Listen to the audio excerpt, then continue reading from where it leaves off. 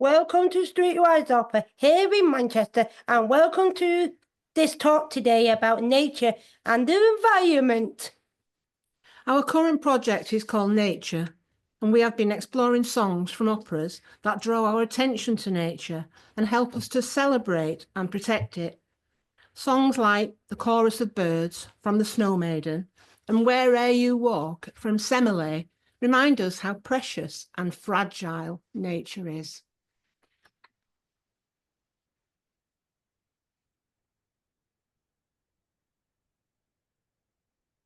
We're delightful to be joined by two experts. Please, will you introduce yourself?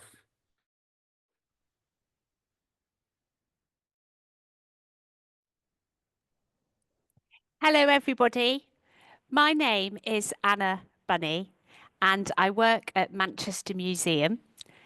Manchester Museum is a museum in Manchester that has a huge collection all about nature and cultures from around the world, and we aim to build a sustainable world and develop understanding between cultures. I'm delighted to be joining you today. Thank you. And I'm Lydia Merrill, and I work with a little tiny weeny charity called Manchester Environmental Education Network. So we work mostly with children in schools, but we also work with their parents and their grandparents, and we're beginning to work with some of the colleges as well. So I go out and do digging with small children in Hume, for example, and I also try and influence policy, because the mayor of Greater Manchester, you might have met, called Andy Burnham, is dead keen on doing all that we can to deal with climate change, because it's getting a bit out of hand, and the weather's become shocking as evidence that it's got out of hand.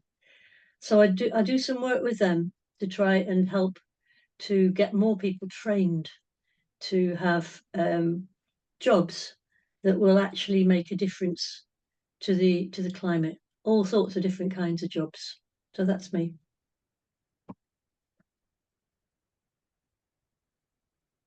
Hello there, I've got our first question for you.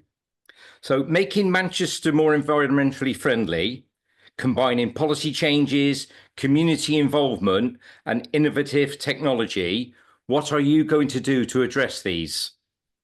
Right, what's the university doing then, Anna?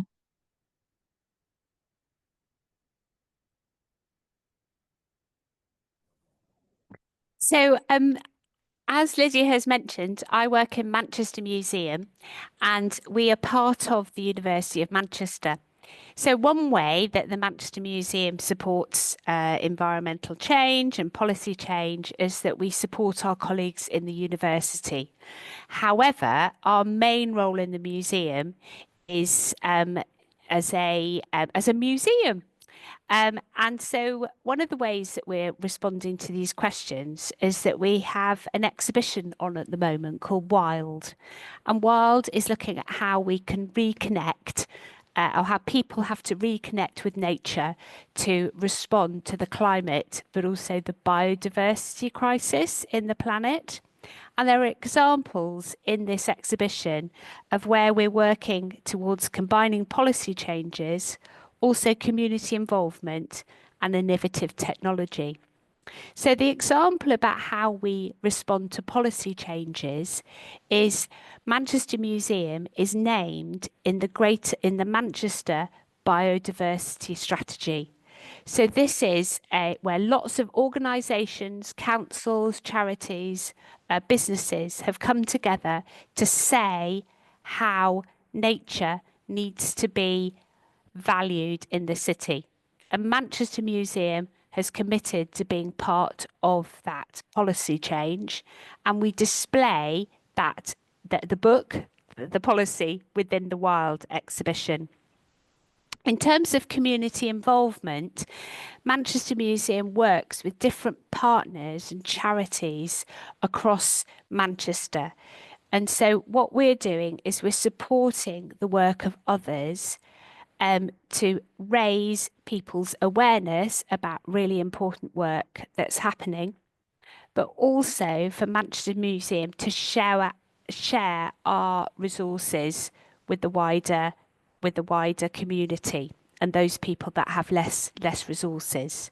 So an example of this in the Wild exhibition is that we work very closely with an activist group called Ardwick Climate Action, and they being active about climate change in an area called Ardwick, which is next door to the museum. So as part of the Wild exhibition, we have featured their work in the exhibition, but we've also been on walks. So we've taken people in Manchester to go and see what community involvement is taking place in local areas. We've also supported things happening at a wider level. So Greater Manchester GMCA have funded lots of community groups across the city. And so we've hosted events in the museum about that. Another group would be Black Girls Hike, who are a local group of women of colour who are encouraged women to challenge racist attitudes and encourage them to go out into nature and feel part of nature. And then in terms of innovative technology, we have in the Wild exhibition, we have used a technology to ask people for their responses about what their relationship with nature is. Thank you. You asked about policy changes, didn't you? And it's difficult when you're working with children and young people because they don't feel they've got a voice. So I think the first thing we have to do is give them a voice and make sure they get to the right place. So, I was talking about Andy Burnham. Well, for the last 6 years, we have been taking children, young children and FE college students to his great big conference called the Green Summit, which was held last year in December down in Salford. And they went to all the workshops with all the adults, like there's 1,300 people there and about 60 kids. They went to all the workshops, they sat in the workshops, they asked awkward questions, and they ran a very good stall like they'd done in the university. So they knew how to do that. But the policy changes have to happen, not just through somebody like Andy Burnham. They've got to be done through national policy. Because at the moment, we've got something like 5 different government departments working on, or could work on, ideas from about saving the environment. So there's the Department of Food and Rural Affairs, there's the Department of Energy Security and Net Zero, and there's the Ministry of Housing, Communities and Local Government. The trouble is they don't talk to each other. So I think one of the things we have to do is knot a few heads together, find out who our MPs are, and go and see them and say, hey, would you mind making sure these departments talk to each other fast? Because if we don't actually put some money into colleges and schools to help people to get the jobs, and I think everybody like you has got the opportunity as an adult learner to go back into college and learn new stuff and, improve stuff you're already good at. But it's the opportunity to do that, isn't there? Because the colleges aren't being funded properly. So I think we have to make a big effort to influence the colleges, not just the colleges, but the people who give the money to the colleges. Because at the moment, they haven't got the cash. So we need to influence central government through our MPs. We need to talk to Andy Burnham. We need to talk to all our local councillors. And Manchester's dead good, We've got 3 climate change offices in Manchester, which is very unusual for a local authority. And, they're doing their best, but they've only got 3. But they do give small sums of money. They just gave my little tree group. I've got a little tree group that works on a local park. They gave us 900 quid. And we're spending that 900 quid on training local people how to look after the trees. Because actually we don't really know enough about trees at all. It's all very well putting them in the ground. You can dig a hole and put it in, but how do you look after it? And how do you look after an oak tree that's suddenly being savaged by dogs, which is what's happening in our park? We need to understand how oak trees work. We need to understand how they communicate. because they're living things. So getting extra training is really important for all of us. And we're spending our money on training local people, but we're also out there. We went out there last weekend pruning the apple trees, which we discovered in a corner of this park, all covered in brambles and that. We dug it out, and we learned how to do pruning last weekend. So that was really good. I think learning and making a fuss is very important. How do we make people listen and care, and what can we do? Okay, well, I reckon it's difficult because a lot of people have got their head in the sand. It's too frightening. And I know that the children and young people that we work with are working out how best to get that message across. And I'll tell you what I do. I sing like you sing. I'm in 3 choirs. One of the choirs I'm in is called the Stranded Assets, and it's about oil, or rather why we shouldn't be pumping more oil out of the ground and using it in cars and using it in airplanes and using it in a way that actually poisons our environment. So I sing, and children are actually very good at doing art. So they came to the museum 3 or 4 years ago, and they ran a stall in the museum. That's Anna's museum. So they ran a stall themselves to teach adults to pay a bit more attention to nature. And they used they made things quite good actually at new technology, better than I am. And so they got their message across through poetry and through art. And it's I think it's very powerful because people obviously just don't listen to the news, otherwise they'd know that we're in a pretty awful situation with the climate. And they don't do a lot, and they don't want to give up their cars, and they don't want to give up going to Spain 4 times a year in an aeroplane. So, you know, it's something that I think we all have to give a lot of attention to. And I'd like to think about it with you a bit more about singing and how we get that across through song. Yeah, thank you. So in Manchester Museum, one thing that we do is share stories. And we think sharing stories is really important. So we share stories about nature and about people's relationship with nature. And we hope through storytelling that will make people share people's care for their world and for the environment, but also for other people to hear other people's stories. So therefore to make a connection, make empathy. And we're very keen to share stories about people's environmental action, especially from people who aren't normally heard. So for example, in our Wild exhibition, we have been given permission to share the stories of the Noongar people in Nowanup area of Australia. And these Indigenous people have suffered a lot, and their land was taken away and it was really farmed very badly. But through recent years, this land has been given back to these people, and Uncle Eugene, one of the elders, has shared their story about how the land has become revegetated, but also their culture has been revegetated. So we've been given permission to share this story in our exhibition, Wild.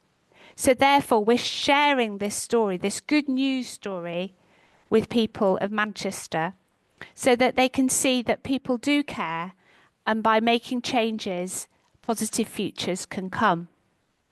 Another example is in the Isle of Arran. So in an area where overfishing had meant that nature had declined. But by local people coming together and through a lot of hard work and persuasion, they'd managed to create a no-fish zone, and lots of wildlife had come back. So again, it's an example of sharing stories where people coming together have made a change. But we do realise that for a lot of people, it's a lot of worry about what's happening with the world. And so we also run events like a climate cafe. And this is where people can come in a safe space in the museum and share their worries about what's happening to our world. Like Lydia, we think it's really important in the museum to share younger children and younger people's voices. And so we're looking at different ways about how we can support young people to share what they want our future to be. So, for example, in the Wild exhibition, we've worked with young neurodiverse adults and also young deaf adults so they can share what their experiences of nature is and what environmental action we should take. Another example is we have a partner space where we've worked with different organisations. For example, Treescapes, which was a project that did research with young people's voices about trees, and Black Girls Hike, and also Olympus Music Foundation, which is a local charity that works with young people to give free music lessons. And they've showed how their action is making a difference in our world for the planet, and also making a better and fairer society as well. So in terms of, and at the end of the Wild exhibition, there's a huge wall with lots of posters up of all the different action that is taking place by community groups based in Manchester. So we were very keen with this exhibition that we wanted people to leave on a positive note. So we didn't want people to go away and feel that there was nothing that they could do, but to recognise that it is a very complex problem as well. So in terms of what we can all do, we're absolutely delighted that we can welcome Streetwise Opera to come and perform in the museum, because welcoming groups like yourselves or other theatre or poetry or spoken word is a wonderful way to encourage people to take action or feel or reflect about the world that we live in. Has climate change gone too far, and are we able to stop it or reverse it? Hey, you know, that's such a difficult question.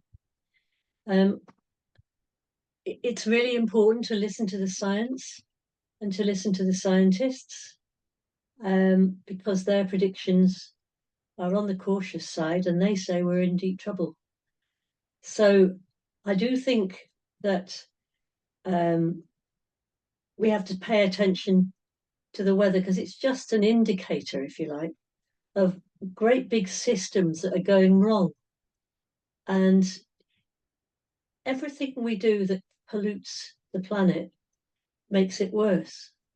So dumping plastic on the street that then gets in the rivers, that then gets in the sea, dumping too much heat out into the atmosphere because we leave the lights on, or we don't have efficient buildings, you know, that are just drafty and they don't keep the heat in, so it gets out. So we have to use more, we have to burn more and more fossil fuels to make more and more electricity, or we actually burn gas, which immediately puts carbon dioxide up in the atmosphere.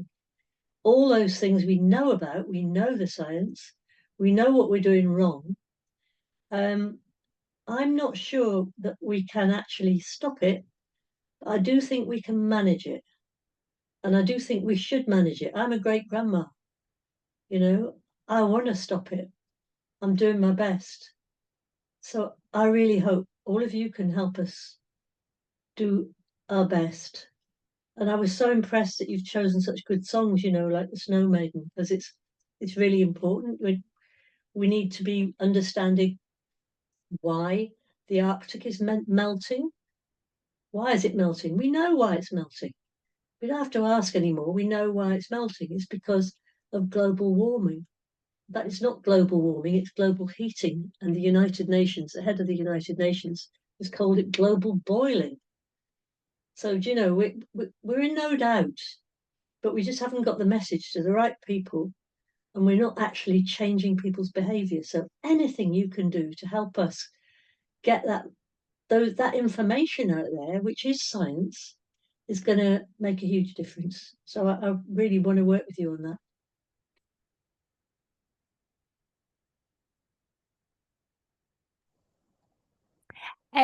At Manchester Museum, we are part of the University of Manchester, and there's lots of researchers researching into both climate change, but also ways that the planet and people can live better together. But also at Manchester Museum, we've been doing a really interesting project about how we can learn from Indigenous cultures, who have a much more balanced way of living with nature, in the fact that nature and other species, we are all part of the world together. So, whereas in our Western sort of colonial view, we've become very sort of divorced from nature and sort of see nature as our plundering sort of thing. So we've been through really interesting processes, learning from different cultures, both Indigenous cultures and from around the world. And again, and sharing those stories of different ways of being and different ways of understanding can hopefully be ways that we can actually make a difference to learn to live all together on our planet. I have a question for the group. What do you think Manchester Museum or the University of Manchester could do differently about nature and climate change? And my question, as somebody who was homeless myself when I was 16, is how do you think your voice, as a very special voice with very important experience behind it, how do you think your voice can be heard by the policymakers you asked us about? How can we get the message that you're concerned about nature across to key decision makers? Because in the Northwest, we've got a lot of government ministers that I can help you get hold of. And we need to influence people at the top, but we also could influence people like Bev Craig, who's the leader of Manchester Council. She's already on this, but she hasn't heard from you, and she needs to. So I want to know, how do you think you, as a special group of people who want to sing, how can you help us with that? Hello there. So Lydia, I think from a performer's point of view, I totally agree with you. And we'd love to invite all your policy change people to come and watch us perform at the Manchester Museum or when we're at Castlefield in March. I think the problem is that we can invite them, but we know they have busy diaries and they don't always wish to attend. Thank you.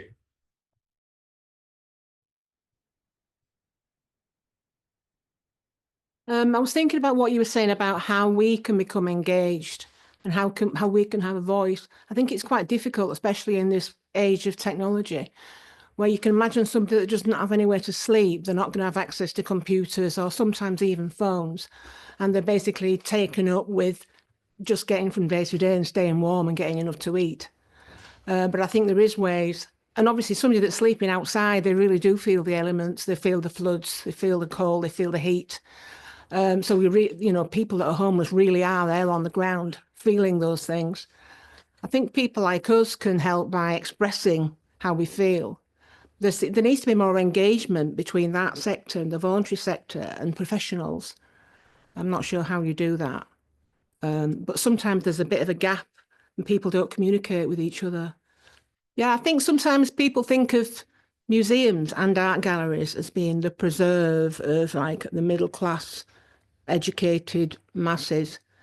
Whereas things have opened up for us now. Our world has opened up with the arts and learning about things, and it's basically having an education as adults sometimes about all different things.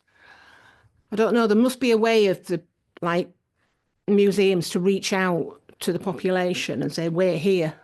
come here and have a look at this.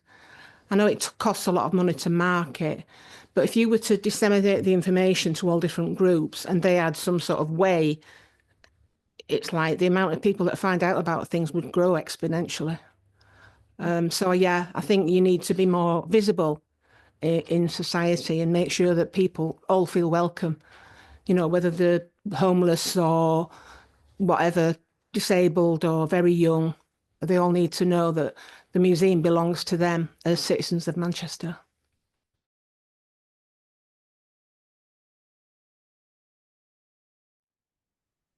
Thank you for coming and responding to our questions, and to who are watching at home. Please come and see our performance of operas based on nature. We're proud of the work we've created and we'd love to share it with you. If you'd like to support the work Streetwise does, please visit our website.